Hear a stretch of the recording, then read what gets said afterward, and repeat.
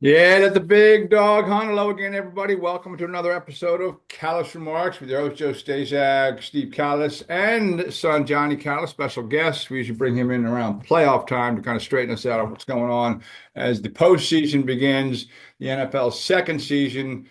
3 days of it. Fantastic. You got Saturday, you got Sunday, Monday night now. Guys, how you doing? Good, Joe. What's going on? Just doing the deal, and I cover the Eagles in this town, so I wanted to. I'll throw out the Eagles game first. Jalen Hurts seems to be okay, out of concussion protocol, full practice yesterday. AJ Brown's now a little dinged up, didn't practice yesterday. He's going to play, but and then you got the Packers. The line keeps going up. The money is moving on the Eagles, the smart money. I don't think it's going to be all that close. I just wrote a whole piece yesterday about why I don't think Jordan Love is elite like others do. I think he can be streaky and can be combustible at times, but he's got the banged up arm. They lost Christian Watson. They don't have the deep threat. And I just think 2 years in a row, can you expect a 7 seed to go in and beat a 2 seed in hostile territory? Their losses this year, they have six losses, five of them, two to the Vikings, two to the Lions, one to the Eagles. Those are all elite teams in the NFC. And he kind of shows up late to the games, like it was 24-3. Then Detroit game was 28-0. The first Vikings game threw a pick late in the Eagles game, which turned that around. I just don't see it, but anything can happen any given Sunday. Your thoughts, Johnny? We'll start with you. Your thoughts on Eagles and Packers. Yeah, I agree. I think that's really good analysis, Joe. I really like the Eagles a lot in this one. I think your point about who the Packers have struggled against is really telling, right? They've lost to the Vikings, they've lost to the Lions, they've lost to the Eagles. Clearly, the top three teams in the NFC. So I think, look, the Packers, Jordan Love overall, they've done a pretty good job since Rodgers left. They've really turned it around. They really do churn out the QBs, but I think it's a little too early for Love in this big game in a really difficult atmosphere to play. I like the Eagles skill position players a lot, obviously. I know Brown's dinged up. Hurts is coming back off a few weeks, but they still got Saquon. They still got Devontae Smith. I think they're going to be all right. I like the Eagles also to cover. David, your thoughts? Yeah, I'm right there. It's down to 4.5 though, which is pretty interesting to me that the Eagles would go from -5.5 to -4.5 on FanDuel, at least this morning. But when you step back and look at the Eagles, who have did not collapse like they did last year, but they're number one in total yards against, they're number one in giving up in passing yard defense, they're number two in scoring defense, and we're not even talking about their offense, even though they have Saquon and everybody Johnny just talked about. Also, there's the AJ Brown factor, right? As long as he steps on the field, they win. Isn't that how it works, Joe? They're 11-0 this year when he and Jalen play together on the And same and field. and so finally, I don't know if you mentioned the stupidity of the Packers because no Christian Watson, torn ACL, big part of their offense, and Love's dinged up as well. Everybody talks correctly. Um, everybody talks about Hurts being hurt and concussion protocol, and he's not 100% out even today. I guess he's going to be cleared. But Love has his own wrist, ankle, elbow. His hand went numb. He said he could have come back in the game, but if you saw him throwing on the sidelines that day when he was trying to come back, it looked like he couldn't. So there's a lot of question marks for the Packers, but I think the Eagles and the Lions, after we've talked all year about this, Joe, I think the Eagles and the Lions are the cream of the crop in the NFC, and I think that's going to be your NFC championship game. Yeah, I'm with you on that. It took me a while to buy into the Vikings, so I finally bought into them the last game of the season. They got boat raced. But that game, by the way, for you, those of you who don't know, the Vikings Rams, the Monday night game has now gotten moved to Glendale, Arizona, because of the tragic fires out there. So the line went up a little bit to 2.5 points. In terms of Minnesota being a favorite on the road. Someone mentioned, maybe Johnny before the show, that yeah, a lot of Rams might have their houses in that area, so maybe it's on their mind. I wouldn't blame them at all. I mean, that's real life stuff. But since it's a sports podcast, we have to kind of talk about the game. Your thoughts? I mean, how much different do you view this game now that it's not in SoFi with things being normal and it's going to be in Glendale, Arizona? Steve, we'll start with you.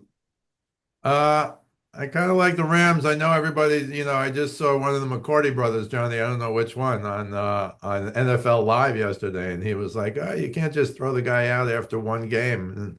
I think you can because we were waiting all year for the meltdown, if you want, of Sam Darnold. Is he the New York Sam Darnold or is he the Minnesota? But he was an MVP candidate. I thought you can even mention him to this day, but he got run over by the Lions. I think it was Joe Staszak who said maybe he was seeing ghosts, taking off on what he used to say about the Patriots whenever he played the Patriots when he was on the Jets. But the Rams, when they're healthy, when those two guys, Kupp and Nakua, when they're healthy and they have a running game as well, I think the Rams are going to be fine offensively. And here's a stat that I didn't know, and maybe you guys did. I just took a picture of it on NFL Live. Tell me if you guys knew this. So Matthew Stafford, in the history of the NFL, uh, is the leading most passing yards per game in the playoffs in NFL history, minimum 5 games. Matthew Stafford is number one. He averages 308 yards a game in the playoffs. Now that's pretty incredible. I don't know if he had a couple of 450s that skewed that or something, but I'll say it again, when these guys are healthy, when those two, the reason they were bad at the beginning of the year is one or both of them were hurt, but those two guys are healthy. And yes, I know Minnesota has a really good defense, exposed a little bit by the Lions, but the Rams, I think, are much better than they look on paper. And don't forget, the Rams beat the Vikings this season. They beat them 30-20. Stafford threw for 4 touchdowns. His QBR was 88, and that's out of the 100 QBR. I mean, 88 is incredible.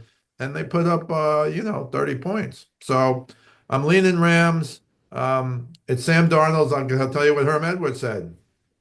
They got Matthew Stafford. The Rams have Matthew Stafford, Super Bowl winning quarterback, came to the Rams to win the Super Bowl and has two great wide receivers. And this is Sam Darnold's first playoff game. I think that means something, especially coming off of last week.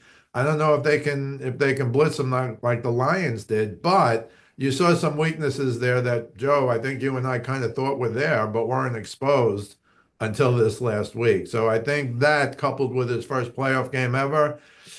Now, the Rams aren't great defensively against the pass, and Sam Darnold's good throwing the ball down the field. So, maybe it should be a pick 'em game. But I like the Rams, and I'll take the points on that. John, your thoughts on Sam Darnold? I mean, it was one game, so I don't want to make a real blanket statement, but you kind of, I go back to, I've never been a big fan, but for the most part this year, I mean, they won 14 games. That's 14 games. It's one game, but it is also one game that was on the road in a playoff-like Huge environment game. Oh, huge. For the first time in his career, and he obviously, did not really Perform. match the moment. So I think it's okay to take a lot from that game. When this game was in LA, I really liked the Rams. I still like the Rams. You do have a big experience gap. This will never happen, but I kind of obviously the circumstances are terrible and horrible with what's going on in LA. The neutral site game for teams where the wild card team has the better record than the division winner actually is sort of an interesting idea. They would never do that, but I think it actually does even the playing field a little bit because what were the Rams 14-3 this year, and they were traveling to. I mean, the Vikings were 14-3. They were Yeah, traveling that's what I said. It's to ridiculous. yeah, so that's always been ridiculous, but it's almost like as an in-between neutral site game. Let's see who's just the better team. Like I said, that'll never happen, but I think it kind of reveals some interesting dynamics. Yeah, so overall, look, the Vikings have a ton of talent, but I'm going to take the Rams in this one to a lot of Steve's points. I also think their defense has actually played a lot better of late the last few weeks, ever since that Buffalo game where they gave up 40 plus points. They've actually played quite well. They have a lot of young players. They kind of revitalize themselves from salary cap purgatory from a few years ago when they went after that Super Bowl win. They got it. They really hamstrung themselves for the next few years, but they've actually pieced together a pretty nice young defense to go along, obviously, with their offensive firepower. So to me, this is a trust them game. I trust Matthew Stafford more than I trust Sam Darnold. I do think it's pick 'em, but I'll go with the Rams. All right, guys, Chargers, Texans. Hey, Joe, if Yeah. I can just say one thing, because I want to clarify what we talked about last week. So you were complaining correctly, 14-3. They go on the road, blah blah blah. And I talked about the 1967 Baltimore Colts, who were 11-1 and 2 ties and didn't make the playoffs. Back then, they did have divisions, but in that division, the Colts were tied. I don't know how this could be. They had the same record as the Los Angeles Rams, Baltimore Colts, Los Angeles Rams. And the tiebreaker back then, actually, the Colts were undefeated in the last game of the year. They lost to the Rams. So they were tied in record, but the differential, no playoff games, the differential was points scored. And early in the year, they had tied. And then in this game, the Rams beat the Colts 34-10. So they made the playoffs. And the Colts, again, 11-1-2. I think that's like 960, or it's the highest percentage ever not to make the playoffs. So that was the tiebreaker. They didn't play a game. It was just head to head, which they played each other. They tied early. And then the final game of the year, the Baltimore Colts were undefeated until they lost. And because they lost, and the other game was a tie, they lost the points and they didn't make the playoffs. Hard to believe, but that's what Brutal. One loss, huh? I guess they didn't have overtime, two ties, really. Um, They had overtime in the championship game from the Baltimore I Colts guess with you Johnnie have to in the years playoffs, but before, but yeah, not to make the playoffs. Really, yeah, what can I say? I just wanted to clarify that that's how they didn't make the playoffs. They were undefeated till the last game of the year. incredible. Chargers, Texans, guys, they kick off the playoffs this weekend. Texans maybe took a little bit of a step backwards. I don't think they're viewed as like I think there were a lot of folks picked this year to kind of take the next step. I think maybe I might have. Hey. I think I had him in my Final Four this year so long ago, and I kind of forgot about him because I watched them play, and C.J. Stroud doesn't look the same. But Chargers with Jim Harbaugh, 11 wins right out of the gate. You know, they couldn't go do anything with Brandon Staley. Didn't they lose that 27-point lead or 28-point lead to Jacksonville a few years ago? So cut down on Herbert's passing attempts, which a lot of teams are doing, and sticking with the running game. And it's worked for them so far. Chargers are the other road favorite this weekend, -3 in Houston. Johnny. I think, it's hard to take Houston based on the way they've played really throughout the whole year, but especially since Diggs went down, then Nico went down for a few games. CJ I really thought Stroud was going to have an MVP type season, and it just didn't work out at all. They've kind of stood up against the runs. A lot of teams, Joe Mixon has not been nearly as effective, and they haven't been able to throw the ball. So their defense does get a fair amount of pass rush, but it's hard. Houston's been so bad. They played in such a bad division and still only came out of it with 10 wins. It's hard not to pick the Chargers in this one. Jim Harbaugh's brought a new mentality. Justin Herbert doesn't have to throw the ball 100 times a game for them to be successful. They have a great running game with J.K. Dobbins. They have a much tougher defense than they have historically, which has often been a weak point for the Chargers. And I have to say, if you're like most NFL fans and you want to see a team give the Chiefs the biggest run for their money in the divisional round out of the teams that could play the Chiefs, I think we got to be rooting for the Chargers. I mean, I'm not saying they can go into Kansas City, but I think they can be a sort of tough out for the Chiefs in round two. So I like the Chargers. I'd like to find a reason besides the fact that they're at home to pick Houston, but I just really can't based on what I've seen. So I'm going with the Chargers, even as 3-point favorites on the road. Dave? Yeah, I kind of agree with that. CJ Stroud, 5 interceptions as a rookie, 12 interceptions this year. Not only no Diggs, but no Tank Dell as well, Yeah. who had kind of risen up. I did hear somebody finally call it a sophomore slump. I know they don't usually talk about NFL players in the sophomore slump, but that's what CJ Stroud was in. I'm sorry. And as for the Chargers, we knew once Harbaugh went there that the passing yards and the passing attempts for Herbert were going to go down. But I think that's made him even a better passer now. He's the leading play action passer in the NFL. And the bottom line for the Chargers is like when you talk playoffs, they can run it. They have a very good defense, giving up 17.6 points per game, number one in the NFL. So I know, as Johnny said before, this is like everybody's picking the Chargers, but I think they got this line wrong. And I like the Chargers a lot. If we're taking just 3 picks, Joe, this is going to be one of my picks. I assume we're picking all 6 games though, because it's the playoffs. But Why I really not? like the Chargers, and I think Herbert's going to go to town on the Texans, even though they're good defensively. And I think it's going to be hard for the Texans to score.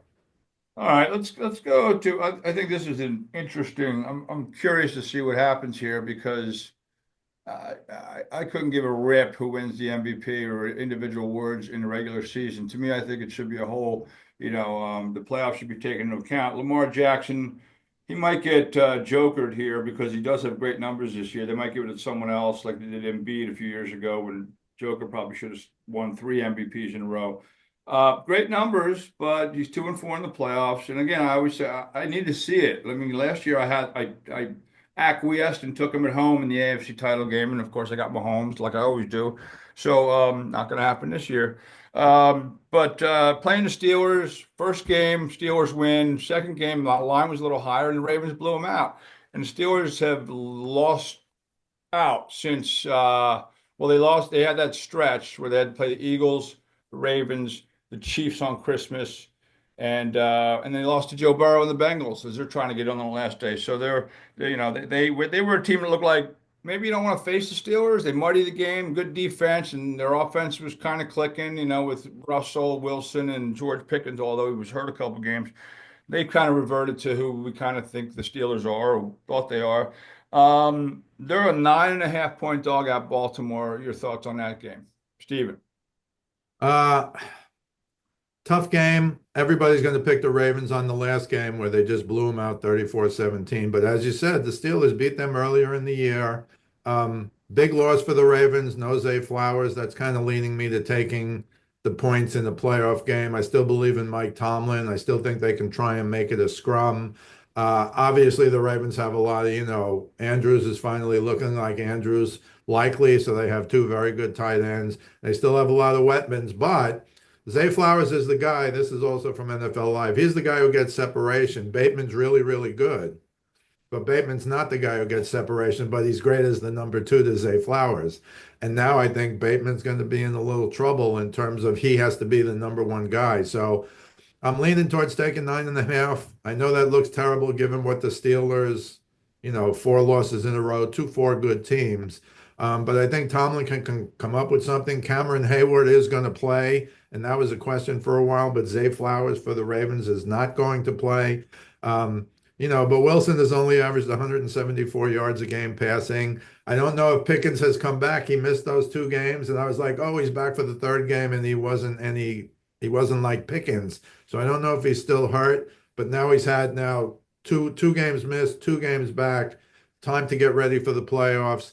I don't think the Steelers can win the game. And I should point out, whatever you think of Lamar, I don't think they want to give him another MVP, but 41 touchdowns, 4 interceptions, that's like video game numbers. Mm-hmm. And I think Johnny will like this one. Well, Johnny probably won't like this one, but today they put up the highest, because Tom Brady's on the list, but now he's behind Lamar, Johnny. They put up the highest rankings in the history of the NFL, quarterback ratings all time. Rodgers in 2011, 122. Rodgers in 2020, 121. Peyton Manning in 2004, 121. Lamar Jackson fourth this year, 119. And Tom Brady in 2007, 117. I know John's going to tell me the numbers don't matter, but that's the area where Lamar is now as a passer.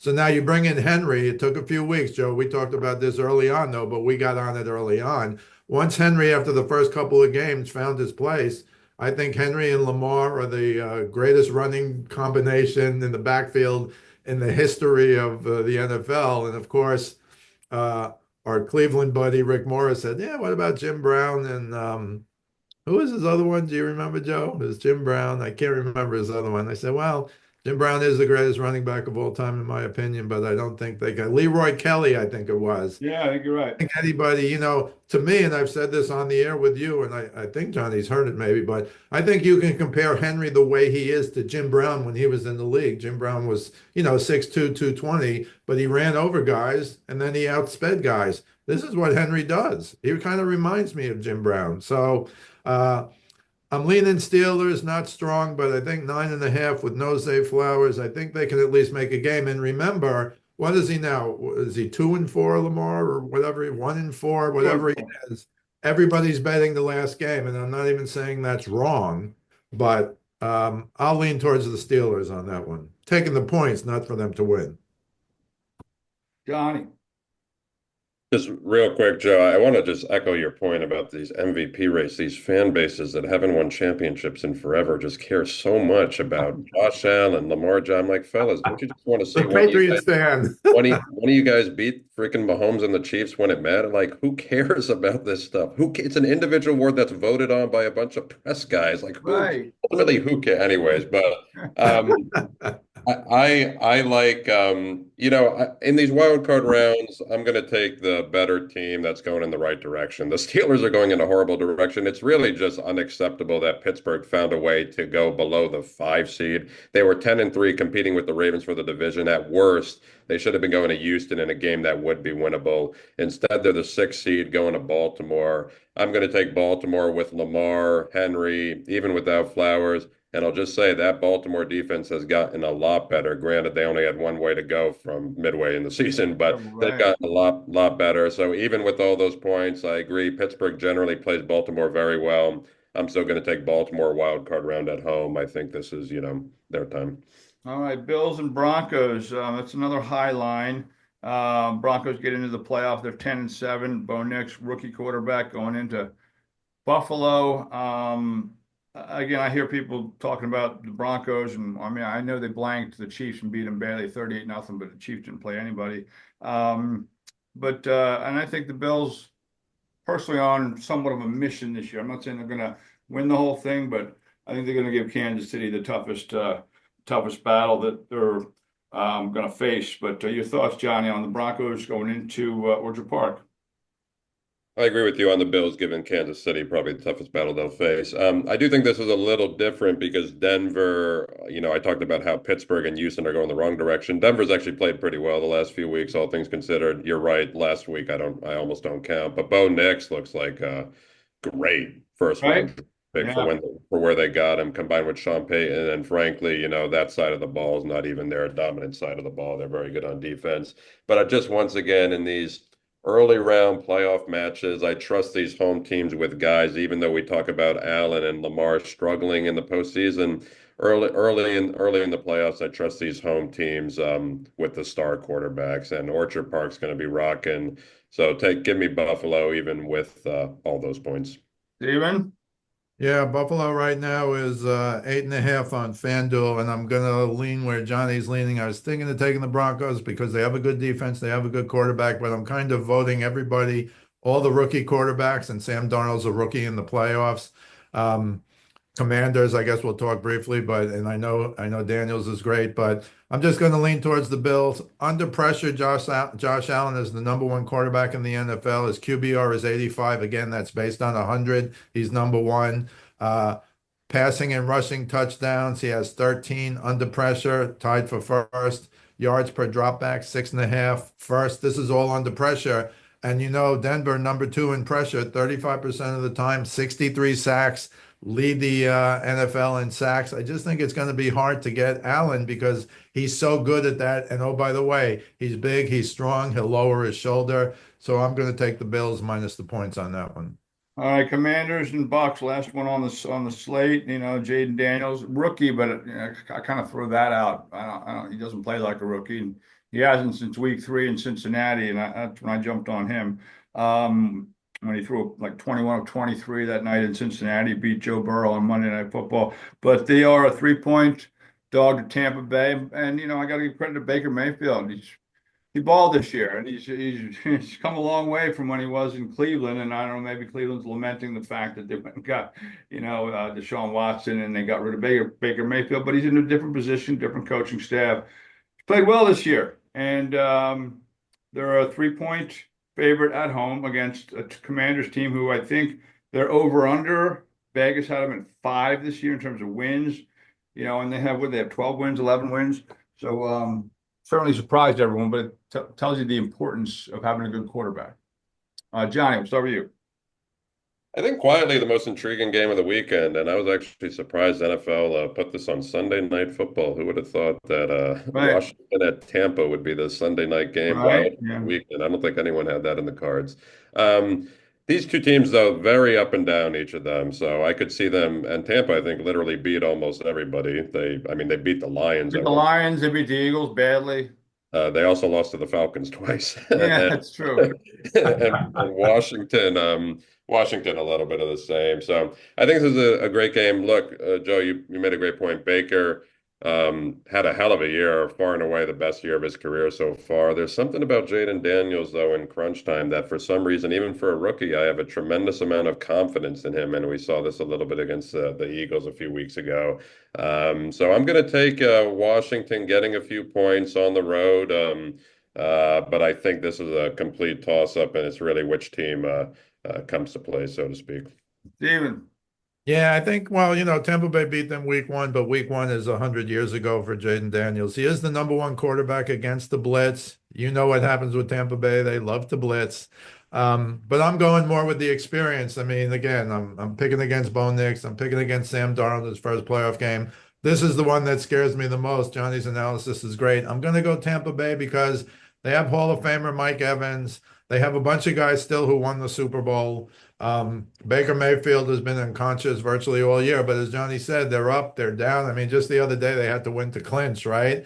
And they were all out just to win that game, and I thought that was going to be a total blowout. But I'm going to stay true to my rookie quarterbacks. But of all the new quarterbacks in the playoffs, I should say, not just rookies, Daniels is the one who scares me the most. I don't think he'll have a sophomore slump next year like CJ Stroud, but I'm going to take Tampa Bay minus the 3.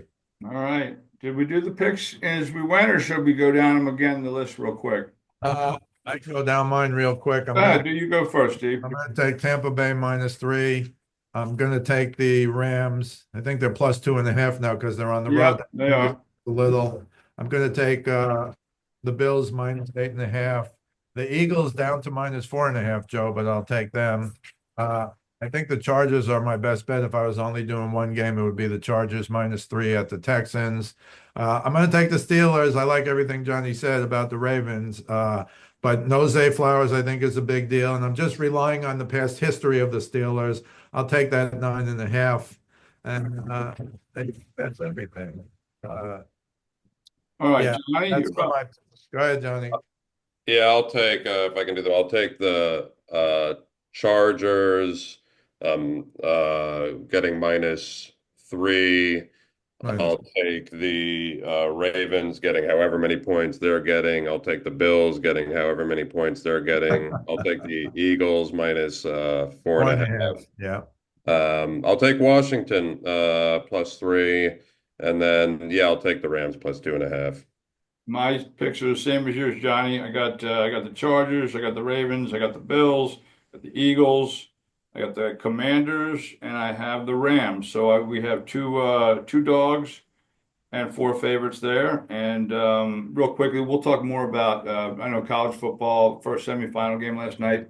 Penn State lost a heartbreaker. ND is in a title game. We'll be playing the winner of Ohio State and Texas. That game's tonight, and we'll talk about that a little bit more on Monday. Thanks, fellas. Appreciate it. And you enjoyed the games as usual. Johnny, thanks for coming on. And of course, you can catch Steve's stuff on his daily Facebook page, Speaking of Sports with Steve Kallas, and also his videos on WestchesterCountyPost.com. You can catch this podcast on YouTube and all the audio outlets, Apple and Spotify.